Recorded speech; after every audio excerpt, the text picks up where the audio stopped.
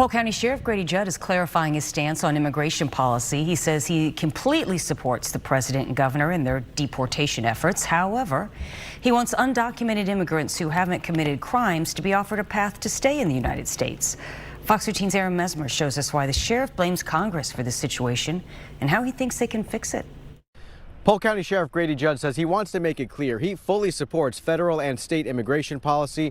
He also supports law enforcement working with ICE to round up and deport illegal immigrants, but he believes some undocumented immigrants should be given a chance to stay. The sheriff's comments come a day after a meeting by the state's Immigration Enforcement Council, which Judd chairs. Reports surfaced that the sheriff, one of the state's leading conservative law enforcement voices, was no longer in lockstep with the policies of President Trump and Governor DeSantis. But Sheriff Judd says that couldn't be further from the truth.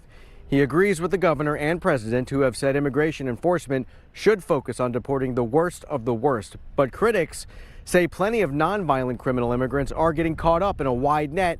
Sheriff Judd criticized Congress for putting law enforcement in that position. We should find a path forward for those that are doing good but crossed into this country illegally, violating a civil federal law.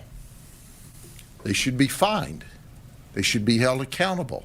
If Congress will do their job and deal with this group, then it frees us up to focus on those that are committing crime, those that are dangerous, those that are violent. The sheriff acknowledged entering the country illegally is a civil federal penalty. He believes those immigrants should be fined and held accountable and then given 5 years to meet certain standards to stay.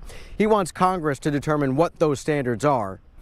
The sheriff now plans to draft a letter to the president and to congressional leaders, urging them to come up with better guidelines to help determine which undocumented immigrants should be targeted and which ones should have a chance to stay.